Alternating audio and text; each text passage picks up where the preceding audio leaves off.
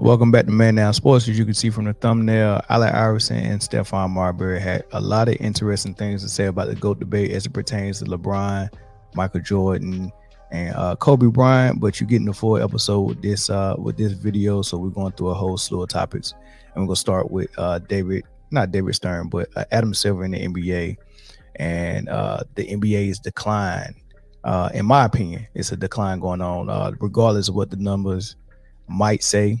It might say it's growing, and I think they can manipulate those numbers and say it's actually growing because they're gaining more genuine, or not genuine, but more casual fans. More fans that don't really like basketball are flocking to the NBA for non-basketball reasons. Just for the entertainment, the drama factor, and all of that stuff. The soap opera part of it, and that's who they're targeting right now, because they know they got the diehard basketball fans. We're not going to go nowhere. There's nowhere else to get the basketball fits on the professional level that we want. So they're not going to lose those. So they're not even really trying to give put a product on the floor that would grasp our attention. We just go watch it because it's basketball. So I think that hurts the game, because you're grabbing people that's not there for the basketball, and you're going to start making tweaks and peaks to the game to please their eye and their satisfaction, which takes away from the pureness of the game. So I'm going to talk about all that stuff. But before we even get started, make sure you like and subscribe. If you're watching us on Facebook, head over to the YouTube channel and subscribe there and watch us from there. Give us the view over there and help us grow that channel. Also share this feed as well, and we like y'all comments as well. Make sure y'all comment. This episode is also brought to you by Underdog Fantasy. Underdog Fantasy is the best place to play fantasy sports. I want to tell you about the easiest way to get in on some NBA action with Underdog Fantasy and their pick'em game. Just find your favorite player, or any player for that matter, pick higher or lower on that player's stats, and you can win up to 20 times your money in one night. Pick between 2 or 5 players to fill your pick'em entry. Get every pick right, and you can net yourself some serious cash. Use the promo code ManDownSports, and you can get your deposit doubled up to $100. You got to check on the map to make sure your state is eligible to play Underdog Fantasy. But as soon as you do, and if your state is, go ahead and download Underdog Fantasy's app. Use the promo code ManDownSports, and you can, like I said, you can get that $100 match on your first deposit. And I would want to thank Underdog Fantasy for sponsoring Man Down Sports. All right, so what got me thinking about the state of the NBA and where it's going, and what the future looks like and what it looks like now and all that stuff, was the Christmas Day games. Of course, the NBA has been doing Christmas Day games for a long time, probably since the 70s. And they put their marquee players, their marquee teams, the teams is going to generate the most buzz. They put those on the Christmas Day games, hoping to pull so much viewership, because people are going to be home, people are going to be on vacation, they need something to do during Christmas Day, and it's a good thing. And you got people in the kitchen cooking, you might have your family over there, and you got people in the kitchen that might be cooking, and you got some people that's in the living room watching the games. It's a good thing. So the NFL wanted in on that market as well. So the NFL started viewing Christmas Day games, I think last year. They have always had Thanksgiving, but they was like, why not do Christmas, right? So they started doing Christmas Day games as well. And we already know that the NFL has usually done bigger viewership and bigger ratings and bigger numbers than the NBA. And people explain that by saying, well, the NBA has 82 games. So that's, every game don't matter and count as much as an NFL game when you only have 16 or 17 games. So they thinking that since it's a 17 small sample size, 17 game season, those games matter more to the fans of their teams. So they watch all of them, right? Okay, you can say that. But you also got to think about the fact that the NFL just started trying to expand into the European market and to overseas. They start doing one game a season overseas. Now they up to like maybe 3 or 4 games a season overseas, right? They don't have a huge presence overseas, where there are actually other leagues over there where people are actually getting good at the sport and then getting drafted from overseas into the NFL like the NBA is. The NBA has an Olympic USA team that has been overseas showcasing their talent and showcasing the game and growing the game on a global scale for a very long time. They've had a head start. So now they're also pulling in that European market as well. So they should have better numbers in my opinion, but I know when you look at ratings, they're not actually accounting for the overseas viewership. So it could be a lot. It could be millions of people overseas watching it, but a network like NBC or ESPN, they're not going to log those numbers because, for whatever reason, I don't know. All right, so they don't do that. So those numbers probably could be skewed, but it's still like a huge gap. Let's look at what the Christmas Day ratings were. I mean, this is ridiculous. The 3 games that the NFL showed were close to 30 million. If you add all the games, 1, 2, 3, 4, 5 games the NBA showed, they don't even come close to half of one of the NFL games, right? The NBA is getting blowed out by the NFL when it comes to viewership and ratings. It's absolutely ridiculous.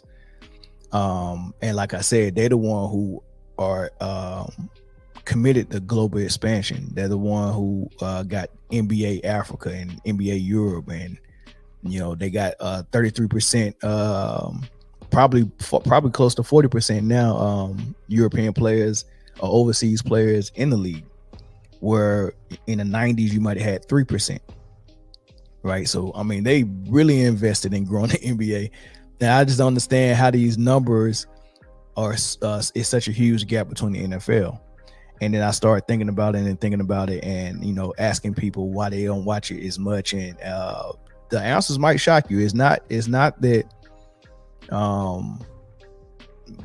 it's not that it's 82 games and, the NBA don't count to the playoffs and all that stuff, because, they're still not doing crazy NFL numbers even in the playoffs. So it's not all of that, but most people just say they don't like the product no more. It's just not a good product on the floor. And that's something they've been trying to actually make rules to change. Like whatever the game was in the 90s, that was from the 90s to the early 2000s, that was my favorite decade of basketball. I like the brand of it. I like the defense was involved. Like if basketball, the recipe for a pure basketball game had all the ingredients of basketball: good defense, good strong physical defense, good offense, to go against that good strong physical defense. You got outside play, you got inside play, you got post play, you got perimeter play, you got threes, you got layups, you got dunks, you got fast break. You got all of these elements. You got good coaching, you got play calling, you got some ISO. Like when you think about all those things, if it was a buffet, or if it was like some type of gumbo, or if it was anything that you need ingredients or certain elements to create, this is basketball, right? All right, this is basketball right here. It has all of those things. The way the NBA was trying to fix basketball by having more scoring and by having more European style of play, they started taking those elements out. Okay, let's take out the physical defense. Let's take out the mid-range game. Let's take out the post game. Right? They start taking all of those things out, and what you don't have like pure basketball anymore. You have something else. It's the version of basketball the NBA want to put on the floor, but it's not pure basketball. Pure basketball has all of those ingredients, and they're purposely taking some of them out. Right? Don't take my word for it. Just listen to how Steve Kerr described the NBA and what it's turned into today. Yeah, I have no problem with the officials themselves. They're all across the league. We have really good officials. I have a problem with the way we are legislating defense out of the game. That's what we're doing in the NBA. The way we're teaching the officials, we're just enabling players to BS their way to the foul line. If I were a fan, I wouldn't have wanted to watch the second half of that game. It was disgusting. It was just baiting refs into calls, but the refs have to make those calls because that's how they're taught. So I have a real problem with the way we've legislated defense out of the game in this league, and the players are really smart in this league. And for over the last decade or so, they've gotten smarter and smarter, and they're just we have enabled the players, and they are taking full advantage, and it's a parade to the free throw line, and it's disgusting to watch. Thanks. He said it was disgusting to watch. That's why people are not tuning into the NBA the way they used to. That's why the basketball purists are not tuning in. That's why you got so many former players that are retired that say they don't even watch the NBA, right? I don't even think Kobe was watching it after he retired, right? So that's part of the reason. That's probably the main reason. The product's not good no more because what you've turned basketball into, and this was a response after they lost to Denver, and Jokic shot 18 free throws, and he was just out there foul merchant. It was one play where Jokic had the ball in the high post on the elbow, and they do a dribble handoff or either just a regular handoff with Jokic at the top of the key, and they get a lot of actions off of that. And I think Caldwell Pope or maybe Murray was running toward Jokic to get the handoff while he was at the elbow, and his defender was chasing him. And the Warriors was on a little bit of a run at that time. Jokic had already been to the free throw line a ton, and he knew, because this is his code word saying the players are smart. He's really saying, describing what was going on in the game with Jokic and how he was getting fouls. He said players are smart. They know what to do against the line, right? So the defender's chasing him, and you know how you are. You taught to stay as close as possible, and if it's a person there that's trying to set a screen, you're taught to, fill that screen. Don't leave any airspace between you and that person that's trying to screen. You got to tighten up and run through it, because when you're chasing this guy, you don't want to give up a layup. So Caldwell Pope's getting chased by his defender. Jokic hands off the ball to Caldwell Pope.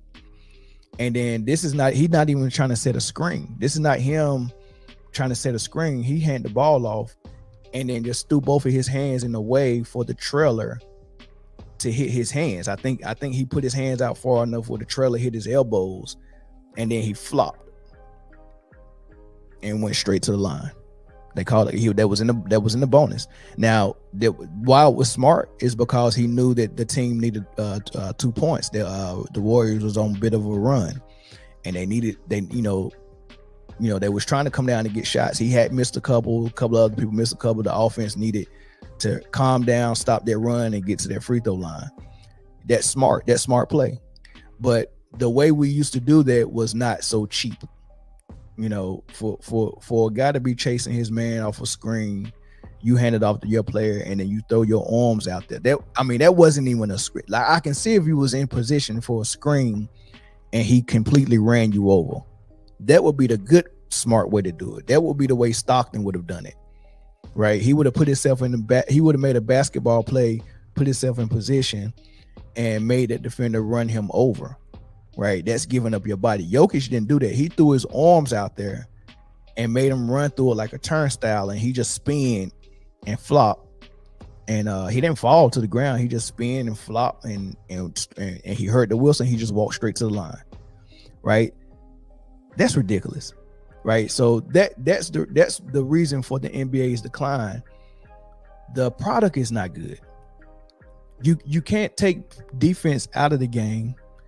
You can't take physical defense out of the game. You can't take the post out of the game and just make everybody stand at the 3-point line like guards, and you just play 5-man out basketball for 4 straight quarters. That's redundant to watch. It's tiring to watch. It's all it is a high screen and roll, 5-man out basketball, and that's all everybody's doing. You got Jokic and Embiid who still go in the post. Like Andre Drummond is in his prime and a dominant center, can't even get in the game. Can't even get in the game because of the way the game is played. Bol can't even get in the game because of the way the game is played. Like people who are already at the rim, who already have an advantage because of their size and height and skill set, can't even get on the floor. Right? So that's the issue with basketball, right? Here's Mike Malone, right, talking about it last year after the All-Star game. In 2019, it's an honor to be here. It's an honor to be a part of a great weekend, great players, but that is the worst basketball game ever played. How do you fix it? I don't know if you can fix it. I give Joel Embiid, Kyrie Irving, those guys were like competing. Joel was imploring some of the guys to play harder, to try to get some defense in, but no one got hurt. They put on a show for the fans, but that is a tough game to sit through. I'm not going to lie. And that was after him coaching. It might have been his first All-Star game he coached last year. And he just said the game was horrible. No defense. He said Kyrie and Joel Embiid was trying to get people to play defense. They just wouldn't. And most games in the NBA, not most, but a lot of games in the NBA are kind of like all-star games. You see scores in the 140s and 150s. There was a stretch this season where the Hawks had 3 or 4 straight games where they scored at least 140. I think they lost all of them too. So that means the team that was playing was scoring even more than that. Right? Those are all-star game numbers. Why is that? Because players are better? No, because there's no defense allowed to be played. We got defensive specialists. You probably don't know their name. You know the shot blockers because the numbers are there. Lopez averages about 3 blocks a game. Embiid, Rudy Gobert. But then as far as perimeter defenders, you got Marcus Smart, you got Drew Holiday. It used to be Kawhi and Paul George, but I don't even think that they can defend that much. They can't. You just can't throw them on Luka and say, be physical with them, lock him up, don't let him get nothing, because the rest are going to help Luka get what he needs to get. Right? Here's Charles Oakley talking about how the rules changed to let people get what they're supposed to get on offense and why. I think the league made a change because it went more global, European. So when I played back in the 80s and 90s, people always talk about the glory days, but you might have 2% European players. Now you got 33%. So the money value is global. So that's why they had to change the league for the players who were not physical to come in the game, guys who like to shoot threes. So now the game is a 3-point game. What was really good? He said the game went global, and from a money standpoint, you went from 2% European to 33% European. And you're trying to expand the game and move it global for more money. So you have to make the game, number one, look like how they want it to look. So however they was playing basketball in Europe was what David Stern did before he got up out of the league and passed down to Adam Silver. We're trying to match our game to look more European, because that's going to appease the eyes of the European viewer. Plus, if we have more European players in the league, that's also going to appease the eyes of European viewers. And then the third thing is, if those European players are playing a European style, but they're also the face of the league, and they're actually over here performing very well, then that's even better, because now we get a superstar that's European or someone from overseas, and now that viewer able to see someone like them, somebody that they can see themselves in, excelling in the NBA, and that's going to bring them back in to watch more. It's all a setup, right? This is what they want to do to get more viewership and more money and more sponsors and all the above. How are you going to get the European player to outperform everyone if they can't easily do it? Well, if I change rules to make what they do good excel, what they do good, if I could change the rules a little bit to make what they do good stand out, then I can make them a star, right? So that's why, because usually what would happen if you look at the European bigs that came over and the European shooters that came over, they were really good. Manu Ginobili, Turkoglu, Stojakovic, those dudes could hoop, right? As far as the bigs, Pau Gasol, Marc Gasol, Sabonis, Vlade Divac, if we go back even further, Dragan Petrovic, Detlef Schrempf, like these guys could hoop. But like when you go back further in the 90s, Detlef Schrempf was a baller. What's the left-handed that played for the Warriors? Marcelonis was good. I mean, he was like Ginobili, right? So Detlef Schrempf, Marcelonis, Vlade Divac was a good center. He's in the Hall of Fame. But and Sabonis, right? These guys were, and Yao Ming even. These guys were so good and skilled, way more skilled than the bigs that was in the league. Vlade Divac was more skilled than David Robinson. He was more skilled than Shaq. But what made Shaq so much better than him is dominance, physicality, and that fear factor. That, you know, look, I come from a different place. I'm gonna put that fear in your heart. Garnett, I'm gonna put fear in your heart, right? I'm gonna call you the B word. I'm gonna talk about your mama. I'm gonna do all this, right? I'm gonna intimidate you, and then I'm gonna physically dominate you, right?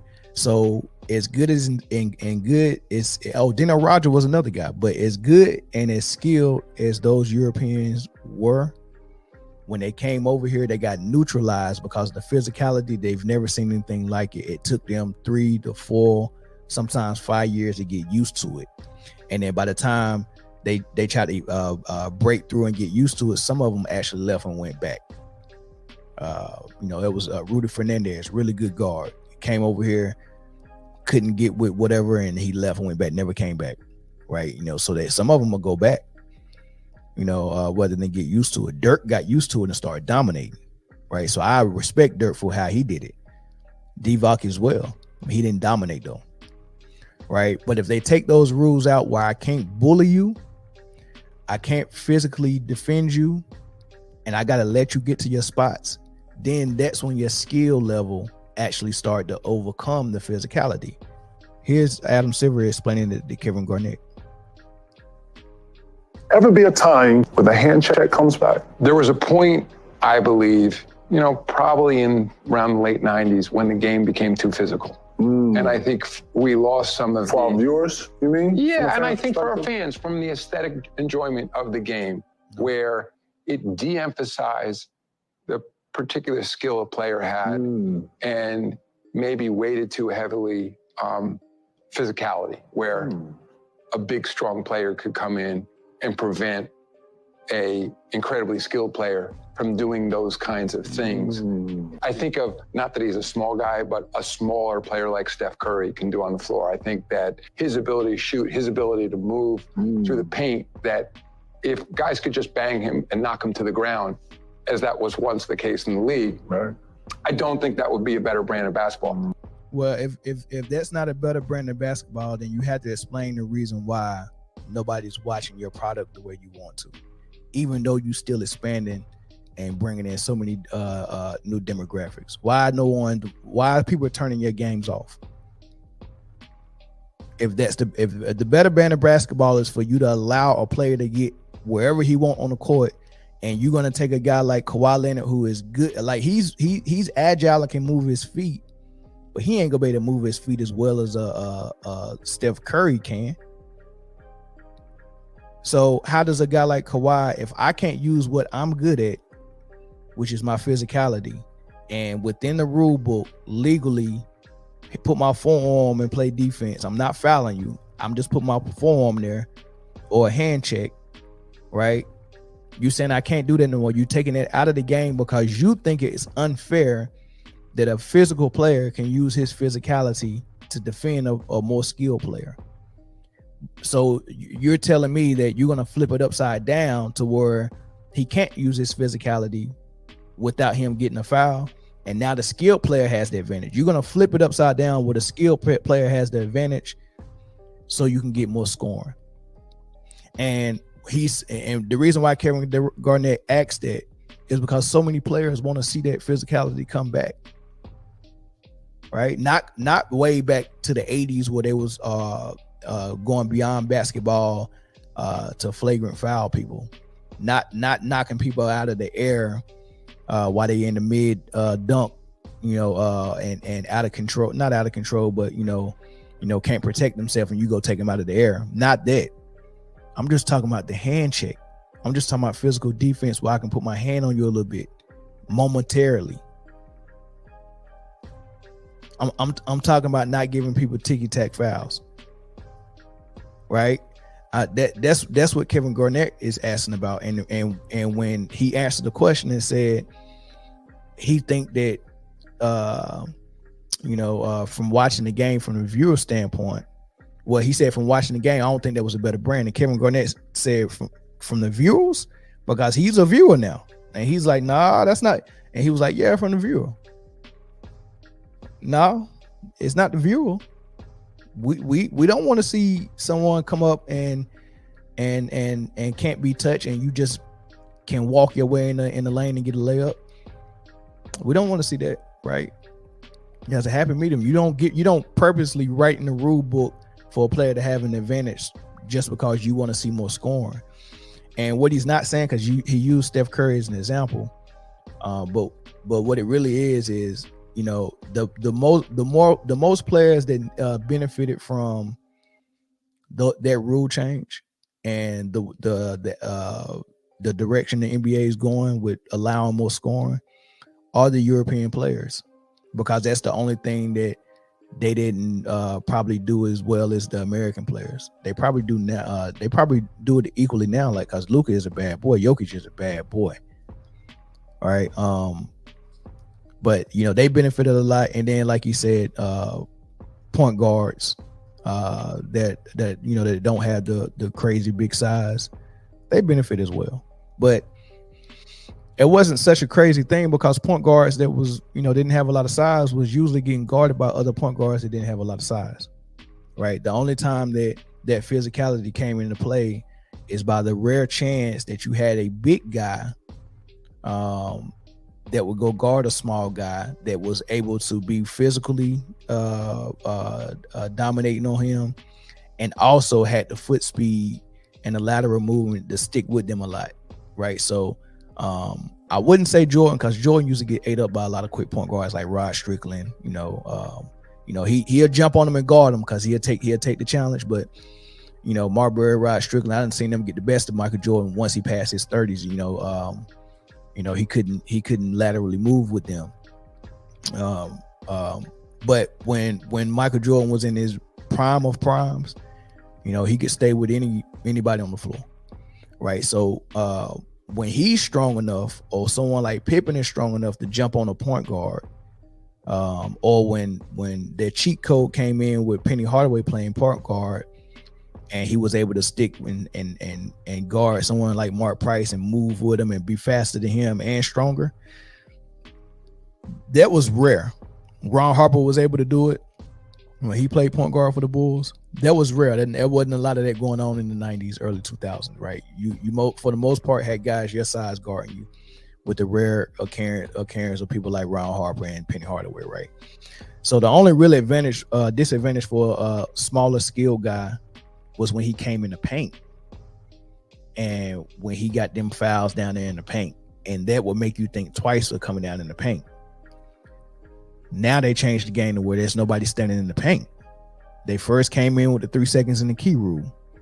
Now the big man can't stand in the paint on defense. He got to move out of the paint. Okay, that's cool.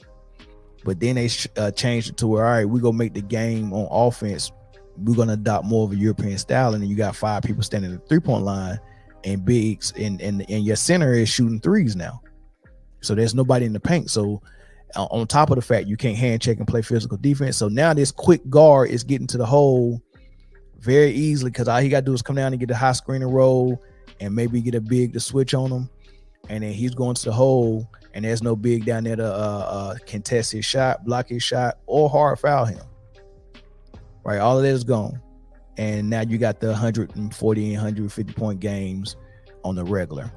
Right, but those are my thoughts. You heard from Charles Oakley, you heard it from the commissioner Adam Silver, you heard it from Steve Kerr, you heard it from Mike Malone. They're all disgusted with this brand of basketball the NBA is playing, with no defense, no mid-range, no post-game, no physicality. Right, it's all disgusting. Right, disgusting to watch, and then foul merchants and all that stuff. So that's what it really is. The NBA product is declining, and that's why they can't compete and keep up with leagues like the NFL. Right. So that's my thought on that. Another thing that crossed my timeline, Allen Iverson did an interview with Rachel Nichols, I think it was, and he wasn't even really asked about the Michael Jordan, Kobe, and LeBron GOAT debate. He wasn't even asked about it. They was actually trying to get his response on something that Kobe said during the interview, and Rachel Nichols was reading it, and then he responded to it and went into why he think MJ and Kobe are the best players he've ever seen. So here, take a listen. Studied shark attack videos to think about angles that he could approach you at because you move so fast, and he thought that might help you. I mean, when you hear that, he broke a TV in his hotel room because he saw you had a good game and he didn't. I don't know. I just look at that as, yeah, that's Kobe Bryant. Yeah, but he said you were the one. He didn't say I was obsessed with everyone in the league. He didn't say I watched everyone else's game back till high school. He said it was you. With Kobe, he was so different to where it was like, Phil, I want the assignment. You know what I mean? Take Fisher off him. I want the assignment. Mm-hmm. I've never seen nobody as competitive like him, but Mike. That's it. Like when people talk about, your favorite players or the best players in the world, I say Mike and I say Kobe. You know what I mean? And then everybody else. LeBron's after that for you? Definitely. Okay. Definitely after that. When people start talking about the best players, I say Mike and then Kobe. Those two. And that's a lot of people's list. Mike and Kobe. Like, it doesn't make sense for people to say Mike is like Chris Broussard and Rod Parker. It don't even make sense when you say Michael is the best player we ever seen. Right? They didn't say Michael had the best resume. He does have a really great resume for sure. It's probably the best. Right? But Chris Broussard and Rod Parker, they say things like Michael Jordan is the best player I ever seen. And everyone in the basketball community will admit that the closest thing that we've ever seen to Michael Jordan is Kobe Bryant. If Michael Jordan is the best you ever seen, that means you studied his game, you studied his footwork, you studied how he made certain moves, you studied how he used English on the glass, you studied everything about Mike and came away with, oh, that's the best player I ever seen. Not the best numbers, not the best all-time stats, not the best resume. You're saying that he's the best you ever seen. And what makes him the greatest of all time is because he's the best basketball player you ever seen on both ends of the floor. And then when you start looking at his numbers, accolades, achievements, and his resume, that also stacks amongst the best as well, if not the best. The only person that you can really think about who resume might be as good as Michael Jordan is Kareem. And then as far as championships, Bill Russell. So Bill Russell has the rings over Mike, but his whole resume is not better than Mike's. And then plus Bill is not a better player than Mike. And so you got those three checks in the box: best player, both ends of the floor, best resume, and then the rings. Bill got the rings, but he don't have the other two. Michael got all three, but he don't have the rings over Bill, but that's it. That's the only player that's even in the discussion that has the rings over Mike. Then you go to Kareem, who got the resume. I mean, you go all the way to high school, to college, to the Milwaukee, to the Lakers, everywhere he went, winning, follow him, and dominating, follow him. And then you look at his stats, and he's like, He was number 1 in scoring until LeBron broke his record. He was up there in rebounds, probably number 1, I'm not sure. Up there in blocks, up there in assists, right? Played 21 years, right? A lot of rings, a lot of MVPs. So his resume, you can have the debate for Michael Jordan and Kareem's resume, and you're probably going to come out with Kareem. Maybe Jordan. I don't know. That's a debate, though. That's a debate. But as far as players, when you study them play, Michael's a better player than Kareem. Right? So that's how you come out with it. Michael's the best player we ever seen, with arguably the best resume, and the second greatest behind Bill Russell as far as rings. Right? It's an easy choice. But then you got this guy that plays exactly like Mike, who won just as much, who has a great resume as well.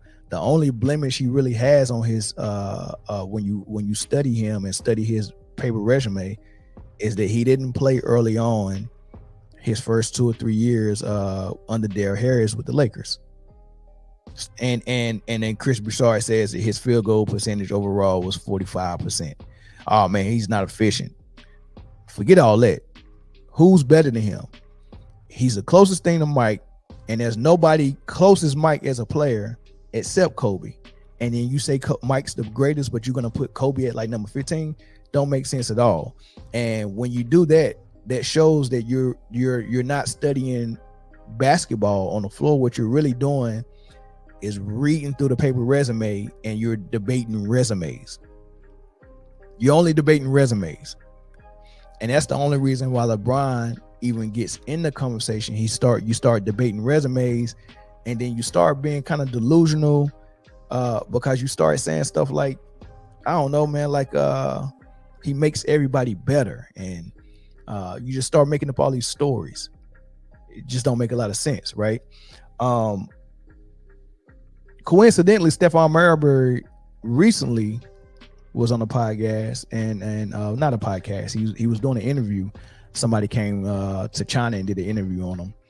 And this he wasn't American. I think he might have been from the African continent. Not sure what country though. And he was a reporter, and he was he was doing a story on Marbury, and he asked him, talk to me about the GOAT debate. This is what he said. Right. And then, we've got to talk about the GOAT situation. We can't have a segment without having a GOAT. Yep. I want to know from Stephon Marbury, put it on record on CGTN. Michael Jordan. LeBron or Michael, who's the GOAT? And does LeBron have the right to be considered the GOAT? I don't, me personally, Jordan has never lost in the finals. Mm-hmm. He's 6-0. I don't look at, I think LeBron James is a great basketball player. I think he's probably one of the greatest all-around basketball players to ever play. Mm-hmm. But I'll put it like this. You ask me a question, I ask you a question. Game 7. 6 seconds left. Down by 1. Who you giving the basketball to? Jordan, or are you giving the ball to LeBron to take the last shot? I'll give it to Jordan.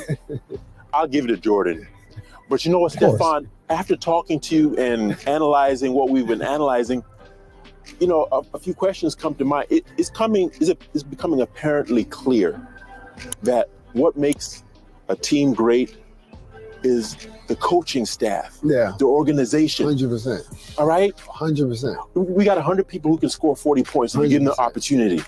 Okay? LeBron, he did it with multiple teams, multiple coaches, multiple situations. Can you give me evidence that Michael Jordan could have won a title pre-Phil Jackson? And could you give me evidence he could have won a title post-Phil Jackson? I use what his accolades are from him winning championships. That's one part. But I don't think LeBron James is a better basketball player than Michael Jordan. Who's the most complete basketball player? Let's put it like that. I mean, I would say LeBron is probably the most complete. He's probably the best all-around basketball player to ever play basketball. I don't think there'll ever be a basketball player to ever be as complete. But I don't think he's a better basketball player than Michael Jordan. I don't think skill set wise, I don't think he's a better basketball player. I don't think he plays the game with the same type of understanding as Michael Jordan. Really? Yeah, I don't think so. With 4 other guys on the court, you're telling me that Michael has a better IQ with 4 other guys on the court than LeBron would with 4 other guys? Michael Jordan's IQ is beyond. It's infinite and beyond. Really? I'll take it from you. I got to defer to you on that. I mean, LeBron plays at 6'8", 280 pounds. Right. Michael Jordan is 6'6", 215, 220. Okay. It's two different like dynamics on a basketball court. Shooting wise, LeBron, this is his 20th season. And when you look at LeBron James, when you look at him shooting the basketball, just recently, people stopped going under pick and rolls on LeBron James. Okay. Would you ever go under a pick and roll on Michael Jordan or Kobe? No. You would never. It's a conversation and it's a debate about Michael Jordan and Kobe Bryant. But I want to squash. I want to squash this. I want to squash this on CGTN. Obviously, you like LeBron. No, I'm an analyst, so I got to. Truth has to be spoken. I don't think LeBron is better than Kobe. Yeah. You know what? Let me just say this. I'm gonna go off script. I got to get this on record. I think LeBron is better than Kobe, and I think he is better than Michael Jordan. And let me tell you why. Okay. And 3 years into the NBA, he was in the finals. It took Kobe and them quite a while to get to the finals. Same thing with Michael Jordan. At 18 years old, he was a starter. Kobe was on the bench at 18. Michael, of course, got cut. He went to North Carolina. He played with a Hall of Fame coach. LeBron never had a Hall of Fame coach. Okay, LeBron did it with multiple teams. He's the highest scorer in the NBA to date. Yeah. My question is, could Kobe have done it without Phil Jackson? What evidence do we have of that? Could Michael have done it without Phil Jackson? What evidence do we have of that? Well, we can't. We only could go off of what happened. We can't go off if or what could have. We only could go about what. The worst argument in the world. What happened? Pre-Phil Jackson, was Michael close to a championship? But we can't say that though. We only could go. We only could speak on things that went on. We're talking about Michael's mind now. Post Phil Jackson. Michael Jordan's mind on the basketball court is different. It's nobody ever. Michael Jordan is a general manager. Wow. Is he going to win anything? As a president of basketball operations, as the owner of Bobcat, is he going to win? I'm talking about his mind now. I'm talking about basketball. Yeah, but I mean, we've analyzed the court. Now we're analyzing off the court. His basketball mind. We could talk about that at the pizza place. Yo, that is amazing. That is amazing, man. When you arguing for LeBron James, you have to go to those type of tactics, and you have to be a little bit delusional because you're arguing for a guy who's obviously not the better player, right? So the logic is not going to be on your side. You're going to have to bring in all this other stuff. I mean, for you to come out and just because Marbury's, telling you as a player, no. I mean, I played against Mike, Kobe, and LeBron, and by far Michael Jordan, his IQ is off the chart. It's not even comparable. Like he's telling you, it's not even comparable. We know LeBron James has a high IQ basketball wise, but all the guys that are top 10 players of all time have that same high IQ. Like it's they had that same. They cut from the same cloth. Right. So it's good that LeBron is mentioned in the conversation with those guys because he's one of those great players. Right. But his fans just can't stand it and tolerate it when you give them to understand the logic of, okay, let's just break down them as a player. Mike's better. Kobe is better. Like, we're not saying nobody else is better. Mike and Kobe is better. Mike and Kobe are the same player. Their careers went different paths. It was a lot of things that was different about their careers, but it was the same player. Offensively and defensively, and mentality, and IQ, and physicality. They was literally the same player. Right? So if one's better, they're both better. Now, if you want to debate the resume, okay, that can be debated. You can say LeBron's resume is better than Kobe, but Kobe's a better player than he's a better basketball player than LeBron. And that's what Marbury and Iverson are saying. They're better players, but LeBron is a bad man too, in his own right. And he's a standalone. Careers went different. LeBron took charge of his career to make sure that his resume could stack up against the greats. You know, he wasn't going to go down as a guy who never got a ring. So he took matters in his own hand. And once he got a taste of that, he kept taking matters in his own hand. He kept stacking the deck. He kept stacking his teams. He kept handpicking players, handpicking coaches, handpicking organizations, handpicking situations. He kept doing all that stuff to make sure that he could cook up the books for his resume. And as a result of that, you got a daggone good resume if you take away how he did it. If you separate his resume from how he did it, how he maneuvered it, manipulated it, and cooked it up, if you take that away and 20 years down the line, someone who didn't watch the NBA back then to live through it, and they just look at the paper resume, his resume is going to blow people's out of the water.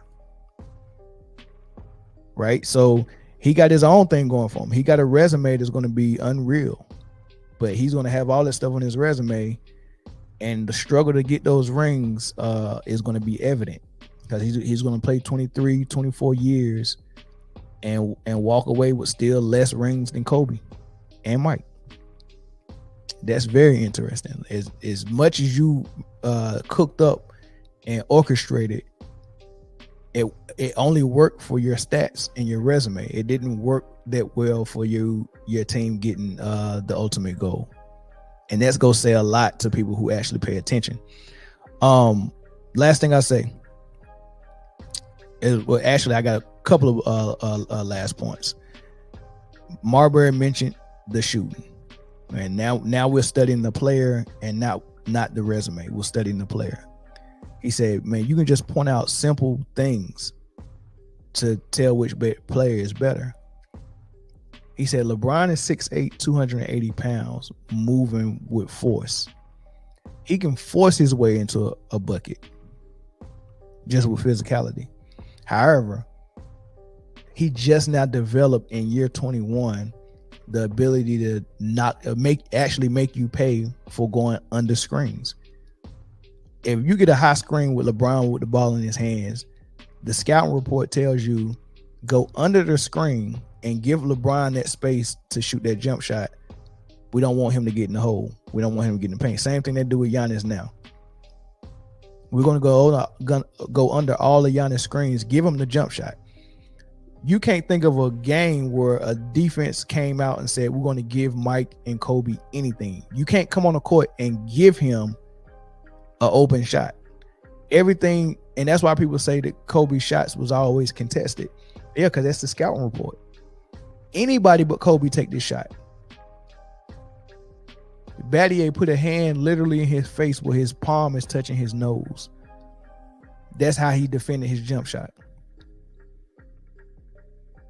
Like, all his shots was contested. They didn't give Kobe anything. If he got an open shot, he daggone earned it. Nobody came out and said, give him that.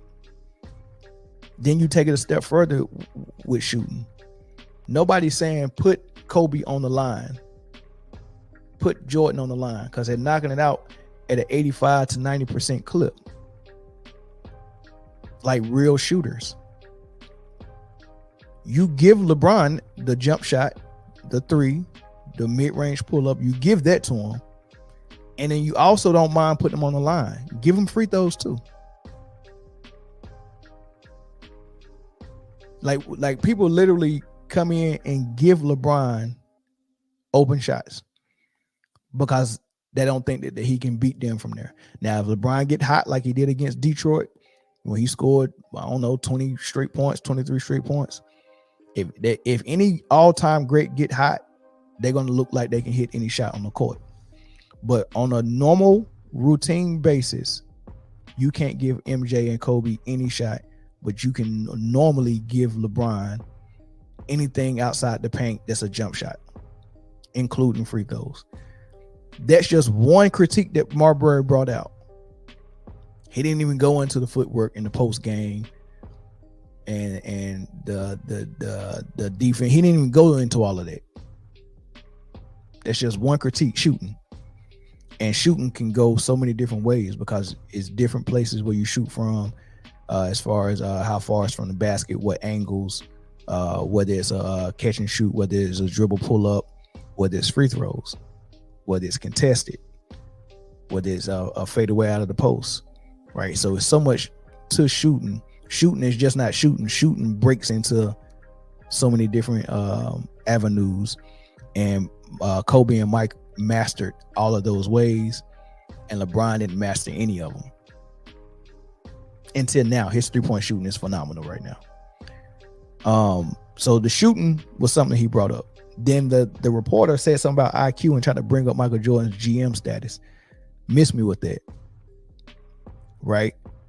Then Marbury kind of misspoke because he, for lack of better words, he said that because he asked him who's the better all-around player, and he said LeBron's probably the better all-around player. But then he described MJ as being better, and why? But really what he described is MJ is actually the better all-around player, and so is Kobe.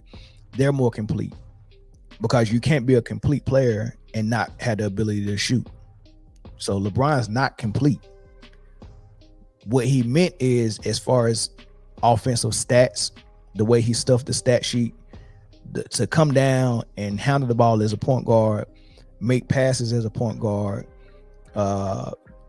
get to the hole like a primary scorer, for you to orchestrate all of that, to be able to play 4 positions on offense and guard 4 positions on defense, on the surface that look like you're the better all-around player. But shooting is so important and so vital to basketball. That's something you have to get in there in the gym and actually practice and get the mechanics down. You have to have a good base. You gotta have good tendencies. You have to be able to repeat them. It's so much to shooting. That's a huge part of basketball. So a player that can't do that can't be complete in my book, especially not a wing player. Like, you can have a complete player and a complete post player like Duncan or Hakeem that don't have the ability to shoot as good as a guard, and they can be complete for their position. But for a wing player, shooting is vital. So if you don't have it, you're not complete. So even then, Marbury misspoke. But I think what he really meant is no one stuffed the stat sheets like LeBron.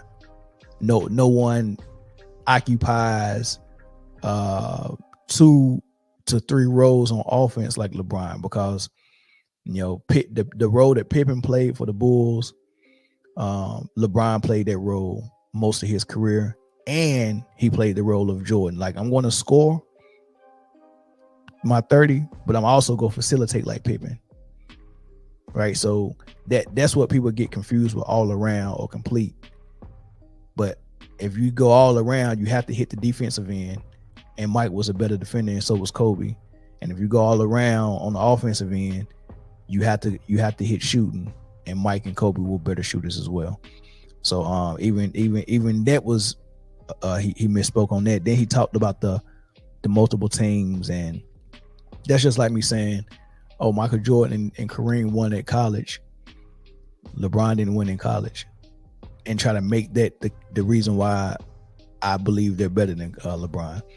You can't bring up something and say, oh, LeBron went to all these different teams and he won. And Michael Jordan didn't have an opportunity to go to all these different teams and do all that stuff. Like, you know what I mean? Like, he went to the Wizards, yeah, but he went to the Wizards at age 38 after a 3-year retirement, while he was working in the front office, and he just decided, you know what, I'm gonna come down and show y'all boys how to do it. He didn't come down and say, all right, I'm coming to the Wizards in the off season. Let me handpick, let me get the second best shooting guard in the league, which is D-Wade. So the second best shooting guard in the league when Jordan was playing. If Jordan was the best shooting guard, the second best shooting guard when he was playing with the Wizards might have been Kobe. So he didn't come down to the Wizards and say, let me handpick and join with Kobe, who's the best shooting guard, and then a top 3 power forward, which was Chris Bosh, who was a top 3 power forward in the league when Jordan played with the Wizards. Let's say Duncan was the best. Let's say Garnett was the second best. Dirk would have been the third best, or Chris Webber. He didn't come down and say, "Give me Chris Webber and Kobe, and let's rock with the Wizards." That's what LeBron did when he first changed teams. He handpicked, let me get the second best shooting guard in the league, and let me get the third best power forward in the league, and let's rock. So yeah, he won with the Miami Heat with that super team. And on top of that, let me get a veteran who's one of the best shooters in the league in Ray Allen to win my championship. So who that would have been for Michael Jordan? Reggie Miller. So imagine the Wizards with Michael Jordan, Kobe, Chris Webber, and Reggie Miller coming off the bench. That's what the Miami Heat was. So don't start comparing and saying, "Oh, Michael didn't go to a different team and win." LeBron did. Yeah, LeBron handpicked his team full of superstars, and then he went. Michael Jordan came down, was like, "All right, who y'all just drafted this Ty Lue kid? Okay, I'll play with him. Eton Thomas, Brendan Haywood, Rip Hamilton. Okay, let's go play. I know y'all no good. Y'all, I just sat and watched y'all lose at the first, I don't know, what is it, the first 20 games. I mean, they getting blowed out. So and that's like someone going to go join the Detroit Pistons right now. That's what Jordan did. He went to go join a team that was performing that bad because he wanted to show them how to play basketball. He didn't look at the team and say, "Man, them dudes are hooping. I can win a championship with them," and then come out of retirement to try to chase a ring. No, he came out because the team sucked and he wanted to show them how to play with passion. That's totally different than what LeBron did when he changed teams. Then he changed teams again and saying Kyrie Irving over there, and then went over there and said, "Hey, take this #1 draft pick and give me Kevin Love, and then go trade for J.R. Smith, and let's rock." Right? So we got to stop trying to use this, "Oh, LeBron went to different teams and done it, but Michael Jordan did." When did Michael Jordan have the opportunity to go to a different team and chase a ring? That one time with the Wizards, and the Wizards was not a good team. And he still came down there to show them passion. He didn't come down there to try to chase a ring. I'm trying to show y'all how to play. Right? And then lastly, the coaching lie. Oh man, Michael Jordan and Kobe had Phil Jackson. He's a Hall of Fame coach. LeBron's never had a Hall of Fame coach. That's a lie. Ty Lue is going to the Hall of Fame. Great coach. Mike Brown, he's won Coach of the Year once. He's been in the running for Coach of the Year more than once, and he's probably going to be in the running for Coach of the Year again this year. Along with Ty Lue, what he's doing with the Clippers, so he's going to be in the conversation for Coach of the Year.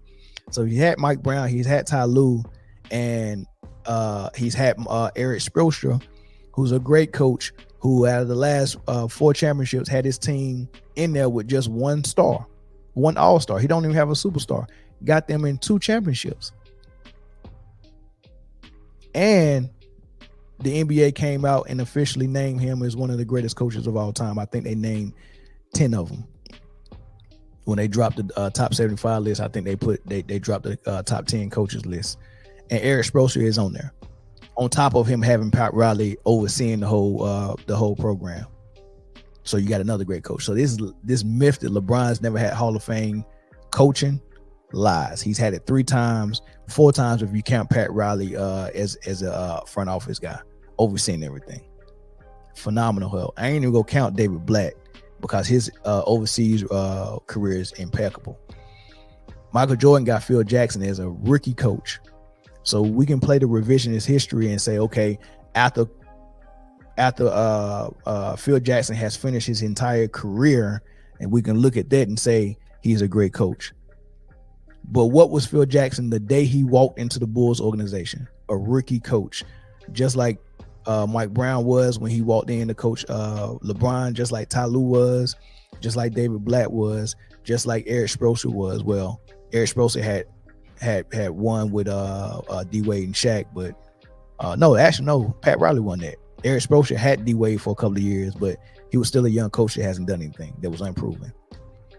So they've all got unproven coaches, but we haven't let all those coaches finish their career, then look back and be like, oh, he was a Hall of Fame coach. What were you when you were coaching that team? You was a rookie coach in the case of Phil Jackson. So all that is mythology, man. But I just thought that was interesting. I thought it was something that y'all might want to see. Y'all let me know what y'all think in the comments. The Dallas Mavericks, Luka. So Luka is injured. I think he has a sore thigh. Maybe his hamstring is sore. It's something with his leg. So he's missed the last couple of games. And something interesting happened because I say that the Mavs fans are delusional because I follow a couple of Mavs channels because I want to hear what they think is going on with their team because I like to hear their perspective on it. And most of the time that Luka has been there, the perspective from the Mavs fans is, number one, he doesn't have help. He doesn't have enough help. He doesn't have all-star help. He doesn't have superstar help. He's doing it by himself. He don't have enough playmakers to help him make plays. And that is the reason why he has such a ball dominant style. And I keep telling people, when you look at the history of it, that's not true. He had all-star level help in two players with Porzingis and Brunson on the same team with him. Porzingis is a capable post player, a 7-3 mismatch with a skill set that can also stretch the floor to the three-point line. They wanted to use him just for the threes, right? Didn't want none of his post help. Didn't want none of his playmaking help, him to be able to make a play for himself. They just wanted him to be a catch and shoot three-point shooter. Jalen Brunson has a pure point guard mindset. He's been playing point guard his whole life. He's a real point guard with scoring ability. They only wanted him as a secondary scorer. They as far as him being a point guard, we don't care because Luka's go at 6'8", he's going to run point. But his fans would tell you that the only reason why he's running point is because they don't have ball handlers. But they had Jalen Brunson. They also had Kemba Walker and they let him walk. The same year they had. I mean, it's just so weird. They had Burke, Trey Burke. They've had point guards. They don't want point guards. They want Luka to do it all. Right? And every time I get the opportunity to prove some of this stuff to him, I do it. So what happened recently? So Kevin Durant and the Phoenix Suns have not been winning games. If we just X out the last two games, because they won the last two, Bradley Beal came back last night, and then the game against the Rockets, they made a change. But before that, they was losing. He dropped all the way to the 10th spot. So Kevin Durant was like, I'm going to do something different. So at the beginning of the year, everyone was talking about how the Phoenix Suns did not have a point guard, and they don't think it's going to work with Booker, Beal, and Kevin Durant. They need a point guard. And they came out and Booker played point guard, and he did phenomenal at it. I mean, he was scoring left and right, and he was getting between 7 and 11 assists a game. So all it took for Devin Booker to start averaging between 7 and 11 assists was just to move to the point guard position, which is what I keep telling people about Luka, that keep being so impressed. Like, oh my God, he's averaging 30 points and 8 assists. Give him the MVP. And I'm like, look, it's not hard to average 8 assists if you're a good player. Like most of the players in the top 10, Durant, LeBron, Luka, Jokic, Embiid, Kawhi, Steph, Kyrie, anybody in the top 10 that has guard skills that play on the wing, if they played the point guard position, they would average between 7 and 11 assists. So what I keep telling people is, don't be so impressed by the assist numbers. That's by design. Like every team has an assist guy that's getting 7 or between 7 and 11 assists. Every team, good or bad, is usually your point guard. Whoever you design in that offense, James Harden, whoever the case may be, whoever you decide is going to get those assists are going to get them. There's 7 to 10 assists to be had every game for the point guard if the teammates make the shots. So all it takes is the team or the player to decide, I want to be the point guard or I want to be the point forward, and you're going to be penciled in for between 7 and 11 assists every single game, especially in this version of the NBA, was about pace and space and 5 men out, high screening roll, and one guy orchestrating all of that and getting all those assists. I mean, it's probably 100 shots a game that go up. Out of those 100, the person who has the ball all the time, who's orchestrating the offense, can find 10 assists out of those 100 shots that go up. So it's all about who you decide is going to play that role. And if you make your best player, who's your primary scorer, also play the point guard role, then you can lock them in for 20 points. At least every team's best player is getting 20 a game. And you can lock them in for 7 to 10 assists. So 20 and 10 is already there. If that player just so happened to not play on ball defense, like in Luka's situation, they like to hide him on defense a lot, so they don't want to put him on the ball handler or on the primary scorer because they don't want him to get in foul trouble. Plus, he probably can't stop that guy. They'll put him out in the corner on a 9-scorer or 9-shooter, which also makes you a rebound merchant because you get to chase down rebounds because you're not defending the ball or chasing down the primary scorer and contesting his shot for 30 to 35 shots a game. So now you get to relax on the backside, see the shot go up, and then chase down the rebound from the corner, right? So when you play that role that Luka plays with Dallas, you can be locked in for a triple-double every night just by your play style. All right, so the reason why I got Kevin Durant stats up here from when he played the Rockets, who was a good team, is because this is the game that they decided to move Devin Booker off the point guard. They're trying to make an adjustment because they're losing games. How can we find a way to get some wins on our belt? So they made a change and they put Kevin Durant, and he played point forward against the Houston Rockets about 3 nights ago. And these are his numbers. He still got his 27 points. He's averaging 30. So he took a little bit less shots and passed more. He still got his 10 rebounds. He still got his 27 points, except he got 16 assists, all by just deciding that he was going to be the point forward. Kevin Durant decided, I'm going to be the point forward, and it resulted in 16 assists. And then last night, he did the same thing, but Brad Beal came back, so he was the point forward a little bit less than what he was against the Rockets. Against the Rockets, he was the point forward majority of the time. Every now and then, Booker brought it up as well. Every now and then, the backup from the Wizards, I forgot his name. He did his thing, but most of the time it was Kevin Durant handling the ball and making those passes and orchestrating the offense, and it resulted in 16 assists. He got 11 assists last night against the Charlotte Hornets, but they had that game blown out in the third quarter, so they didn't play a lot of the fourth. The final score, it was more gap than what the final score reveals, but the game was decided, so he was probably doing a little bit less by the fourth quarter, but he probably could have had another 15 assist game last night as well. He had 11, right? And I think he only shot in this Rockets game, he only shot the ball 11 times, and he was 8 for 11. Or was that last night? He was 8 for 11 against Charlotte. Against the Rockets, I think he shot 15 times. He was 11 for 15, but field goal percentage is through the roof. He's just taking good shots, and he's not forcing it as much because he facilitating. But I say all that to say this: it's not hard to facilitate. Now, what happens when Luka doesn't play for the Mavs because the Mavs fans feel like that there's no playmakers on their team? Luka has to make all the plays because nobody else can pass. Well, I'm looking on the right side. This is the last game Luka played. They scored 110 points. They lost to the Cavs.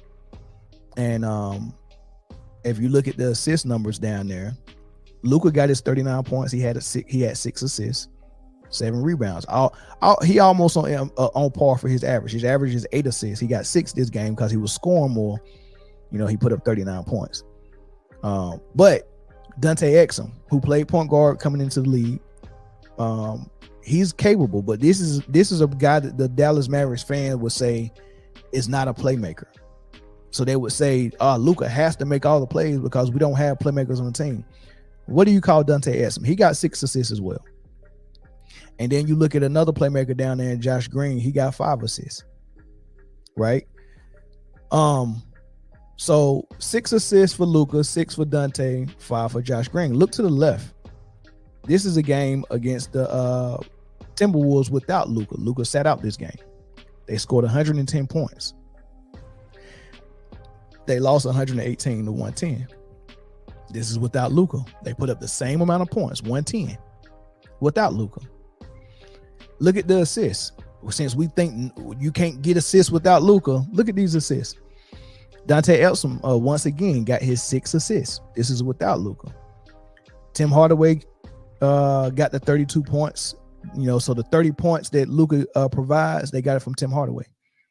So he got 32 from Tim Hardaway. Then you go down to Dwight Powell.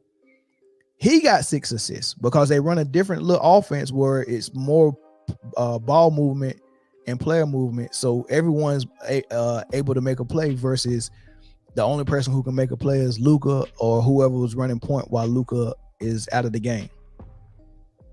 Right? So you got Powell making reads out of the high post and passing the ball. And then Josh Green still got 5 assists in 15 minutes. So Luka's playing almost the whole game to get his 8 assists, but Josh Green seemed like he can get 5 assists in 15 to 20 minutes. So does Luka have to make all the plays? Is Luka the only person who can make a play? If it's resulting in the same amount of points and I'm still getting 6 assists from 2 players and 5 from 1, just like when Luka was in the game. Right? So let's look at it on a team standpoint. At the bottom of both graphics, you see the assist numbers. When Luka played, they finished with 21 assists for the team. When your team is moving the ball and passing the ball well, you're going to be as close as possible to 30 assists. The Dallas Mavericks averaged about 24 assists a game. That's below the 30 that I use as a threshold of a team that's actually moving the ball well. The Indiana Pacers average about 30 assists a game, and they're number 1. And then, everybody that's after them is like 29, 28. So, when you get up to the 28, 29, 30 range, you're moving the ball pretty well. Anything close to 20, you're not moving the ball well enough. So the teams, and it's coincident enough, if you go look at the MVP years for Westbrook, when he averaged a triple-double and when he was averaging 10 to 12 assists a game, his team was always below the bottom in team assists. And it's the same for the Dallas Mavericks. The Dallas Mavericks team assists is down there near the bottom. They're about 25th in the league. That's a big problem because I want my team to have maximum assists. I don't want my best player to have maximum assists. So you got a player that's averaging 8 to 10 assists a game, but what is that doing for your team? It's not putting up more points because you're putting up about the same without them. And it's not giving you more assists. You're actually putting up more assists without them. Because you look to the left, they got 23 assists without Luka against the best defense in the league. So if I'm still not getting enough assists because I want to run this offense where I rely on one guy to feed everybody, it's time for a play change. It's time for a style change, right? So Kevin Durant showed us that. All it took for him to say was, you know what? Let me run point. And he gets the double-digit assist. It was Booker. It was going to Booker when he was running point. All it did was switch it and let Durant run point, and now he getting 10 assists. Go look at every team. They have an assist guy that's always getting between 7 and 10. But the best teams have multiple guys doing it. And the best team have an offense where the ball is moving and multiple guys, anybody can get an assist. And the Mavs offense is only designed for Luka to get an assist. Everyone else is getting their assists off schedule. But by design, the assist belongs to Luka and everybody else get it off schedule. So I just wanted to point that out. People still think this is a phenomenal thing that this dude is averaging near a triple double, and I'm telling you, it's fool's gold.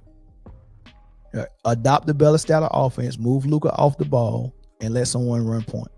Right. The last thing I say about it is another example when Kemba Walker was signed by them last year. I think they gave Kemba a try before they did the trade for Kyrie. They bought Kemba in because the same thing. They kept saying, we don't have no playmakers. We don't have no playmakers. We need somebody to take the pressure off of Luka and all this stuff. And then Luka got hurt. They bought in Kemba Walker, and he came in off the streets.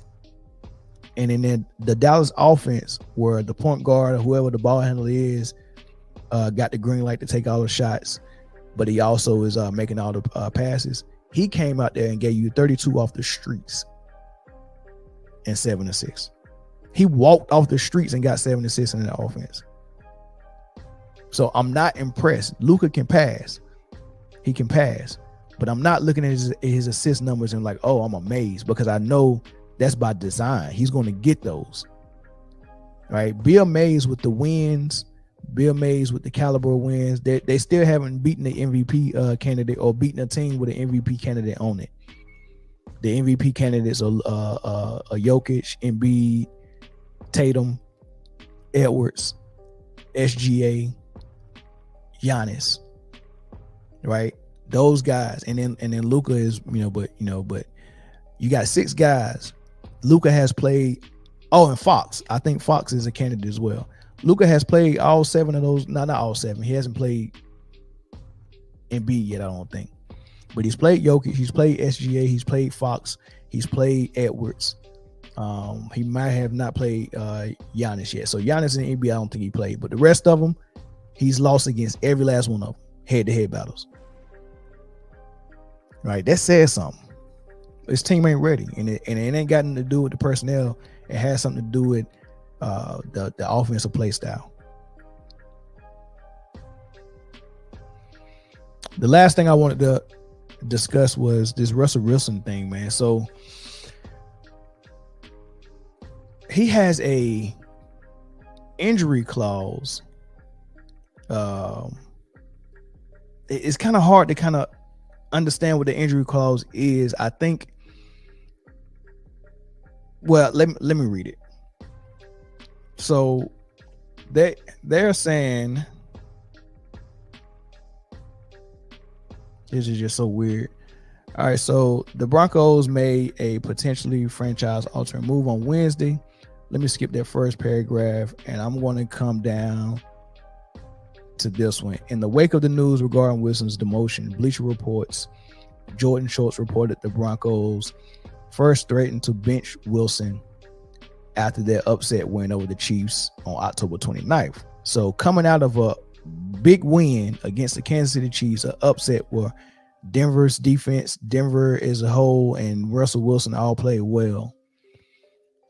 The front office is thinking about this $37 million they go owe him, unless he, so they come down him and try to talk to him after this great win about him restructuring his contract so they don't have to pay him that $37 million that they owe him. The reason for the action, both then and with today's move of making it official, he notes, was tied to the timing of Wilson's 2025 injury guarantee. If on the roster on the 5th day of 2024 league year, Wilson's mega pack would trigger a $37 million in 2025 money. So it's some, I guess if he's not injured, maybe they, so it looked like they put an injury clause in this contract saying if you stay healthy and you're on the roster, then you get a $37 million bonus, right? I doubt it saying that if you're injured that they don't make sense. Like, so I think it's saying if you're healthy, because maybe they had an issue or fear that he wouldn't stay healthy. So they put a clause in there and say, hey, look, man, if you're healthy this whole season, you can get this $37 million. So they came to him and was like, hey, man, can you restructure it so we won't have to owe you that this year? We'll pay you next year. But they're trying to do trickery because it's obvious Sean Payton don't like Russell Wilson and don't see him in their future plans. He inherited Russell Wilson. He didn't go and trade for him. So he's like, man, if y'all want me to turn this into a winner, we got to figure out a way to get off this contract that we owe him, and we got to find another quarterback, right? So they try to get him to restructure. If you're already foreshadowing that I'm not in your future plans, and you tell me, hey, look, we'll pay you the 37, but let's restructure it so it's for your we don't owe it to you this season. Let's restructure it so it'll kick in next season. But what was going to happen was they're going to make him restructure that so they don't have to pay him the $37,000, and then they was going to cut him this off season, and that way they wouldn't owe him anything. And Wilson probably knew that, so he declined to accept that offer. Schultz asked the Broncos, the former Super Bowl winner, to delay the time at which the clause kicked in. So the clause is supposed to kick in after January in 2024, which is in a couple of weeks. They saying, let's change it to next year. It want to kick into next year, but he's not going to be on the team next year. They're going to cut him. So he would never see that $37 million if they kick that can down the road. Further reports, including from Denver, Sevens, Troy Rednick, have corroborated that, with the latter noting the Broncos intended to have Wilson compete for the starting role this offseason without having a guarantee in place for the following year. To no surprise, the 35-year-old did not acquiesce to the plan. Okay, so I guess they think Russell Wilson is Boo Boo the Fool, right? Because who would take that deal? Right? Who would take that deal where I'm gonna kick $37 million down the road when I know y'all trying to cut me? I know Sean Payton don't like me. The way Sean Payton yelled at him on the sideline in such disgust, the fact that they would even approach him about even doing that, right? I think the fact that he said no frustrated Sean Payton, so he was already frustrated. So it didn't matter what Russ did, he was gonna be pissed off. Right, so he's blaming everything on him, but he's really frustrated because we can't figure out a way to get him off this $37 million, and he wouldn't accept our offer. And that's what's really pissing him off. He personally don't like Russ. He don't want him to be his quarterback, and the fact that he embarrassed him on the sideline like that was just beyond me. He wouldn't do Drew Brees like that. He wouldn't do Peyton Manning like that. I don't think he would have done anybody. I don't think a coach in his right mind would do their quarterback like that, especially a vet. This sounds like something you do to a rookie or a second-year player who's still learning, who's making the same mistakes over and over again, not a decorated MVP-type quarterback who's won Super Bowls and Super Bowl MVPs, who's been in multiple Super Bowls, who's 35-year-olds, and who's a vet. And on top of that, someone who don't even have the personality. Like Russ ain't even never yelled at nobody. Right? So that ain't even his personality. So I know if you're trying to get through to him for something, he's a stand-up guy where you could have came to him and said whatever you was mad at him about, whether I don't know if they called the play and Russ changed the play in the huddle. I don't know if Russ came to the sideline and asked him, why didn't you challenge that last play? I think we was in the end zone, right?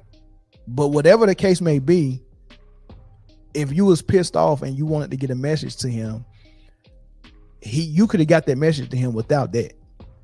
He's not even on that type of time. And the fact that he just stood there and didn't retaliate, and he just let him embarrass him and talk to him like that, and all he did was just look. He didn't say, all right, yes, coach.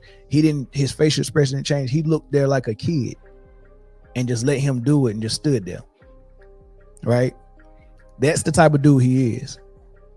That's the type of Christianity I don't want to be a part of. The type where you gotta let somebody do you like that. Nah, I like the one where they say, try Jesus, don't try me. But you can try Russell Wilson, and you can try him in public. You can even try him on your music. I mean, Future done talked about his wife in his music. You can try him in any type of way, it seems like. So you didn't have to do that to Russ. You didn't have to do that. You didn't like that, man. Here's Russ talking about it. It's been a process. Just that he was going to go with number 2. I was going to become number 2. There's been a lot of attention about the contract situation. Did they approach you or your agent in October regarding adjusting the contract, Russell? Yeah. What can you say about that? Yeah, they just during we beat the Chiefs. They came up to me during the bye week, and beginning of the bye week on Monday or Tuesday, and they told me that if I didn't change my contract, my injury guaranteed, that I'd be I'd be benched for the rest of the year. And I think we had 9 games left or so.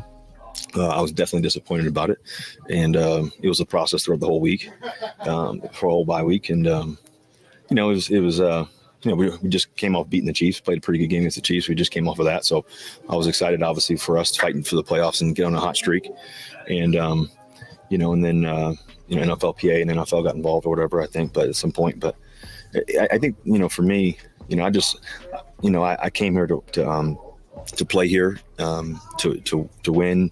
I knew it was going to be a process I signed a 7-year deal for us to go and play hard. And that's my goal every time I step into the white lines, is give everything I have. I want to be here. I want to play here. I want to be able to win here. I want to win championships here. I want to give my all every week, no matter what the circumstances are, no matter what the score is. And, I want to be the best teammate and leader that I can be in the midst of it all. And so, that's why I was out here at practice every day. And, I told Jared I'll help him and lead him and do whatever it takes and keep the guys going and try to lead the right way. That's all I know. I don't know anything else. I think winning is a habit, mentality wise, focus wise, and the approach. No matter if you're the 1, if you're the 2, no matter what, should never change. And I love this game. I love this team, and I love the teammates that I got too. And I just, it's a disappointing thing for sure. Right. It's definitely been tough on me for the past several weeks, knowing it and all that. But at the same time, I love this game and what God's granted me with. So when you just listen to it. You don't do a guy like that, man. You don't embarrass him like that on the sideline, and you don't bench him so you can try to recoup. But they still gonna have to pay to him that money. That's what I don't understand. Like, they're benching him as a punishment. Like, they interviewed Sean Payton and he said, yeah, some economic things is in play, but he tried to allude to the fact that that's not why I benched him. He's trying to say that I benched him for football purposes, and we just trying to put a spark in the team to get some wins. You don't put a spark in the team by benching your best player on the field, who's also your quarterback and the leader of your offense. That's the spark you trying to that don't even make sense. He didn't even bench Drew Brees, and Drew Brees couldn't throw past 20 yards the last season. He rolled that out of respect for what Drew Brees used to be. Right? You don't, like, he brought in Taysom Hill. All right, man, let's run him and let's do some trick plays and stuff like that. Do that if you're trying to spark the team. Not embarrass your quarterback and then bench him and then say it's cause of football and we going with Stidham. You bench Russ for Stidham to flame a spark on the team so you can win, and he just took you on a 4-game win streak against all playoff teams, good teams, Vikings, Chiefs, Buffalo. Like, he took you against great teams that had great quarterbacks and beat them and played well. And then they go, okay, yeah, it was crazy that they lost to New England, but who knows why they lost to New England? Was you putting your best foot forward? Is the reason why you didn't challenge those touchdowns? Maybe you wanted a reason to bench Russell Wilson. Maybe Sean Payton threw that guy. I don't know. But as far as being a stand-up guy and being legit, I see that in Wilson. I don't see that in the coach. I don't see that in the organization either, the front office. Like, this junk stink. Nobody is vouching for Sean Payton in this situation. And then you go come out and tell that flat out lie and say this is all football. This has nothing to do with the economics. I don't even know what you expect people to believe. I'm benching Russell Wilson for Stidham because I want to spark the team. I want to see if we can win. Yeah, right. Especially after you just went and told him 2 weeks prior that if you don't move this clause in your contract, we're going to bench you. What is benching going to do for Russ? Is that going to force him to take that out of his contract? So you're basically telling him, if you want to play, make that change in your contract, or we go bench you. That's what they did. They threatened him and gave him an ultimatum: either take this out or don't play. It's just idiotic to me. I don't get it, but that's my thoughts on it, man. Y'all let me know what y'all think in the comment section, man. Appreciate y'all for tuning into this episode and watching the full episode all the way to the end. Don't forget to like and subscribe. Don't forget to share. Don't forget to leave your comments. Don't forget to go to Underdog Fantasy and use the promo code MANDOWN to get $100 match on your first deposit. And once again, this is brought to you by Underdog Fantasy, and I'll catch y'all on the next episode. Underdog Fantasy is the best place to play fantasy sports. I want to tell you about the easiest way to get in on some NBA action with Underdog Fantasy and their pick'em game. Just find your favorite player, or any player for that matter, pick higher or lower on that player's stats, and you can win up to 20 times your money in one night. Pick between 2 or 5 players to fill your pick'em entry. Get every pick right, and you can net yourself some serious cash. Use the promo code MANDOWNSports, and you can get your deposit doubled up to $100. You got to check on the map to make sure your state is eligible to play Underdog Fantasy. But as soon as you do, and if your state is, go ahead and download Underdog Fantasy's app. Use the promo code MANDOWNSports, and you can, like I said, you can get that $100 match on your first deposit. And I would want to thank Underdog Fantasy for sponsoring Man Down Sports.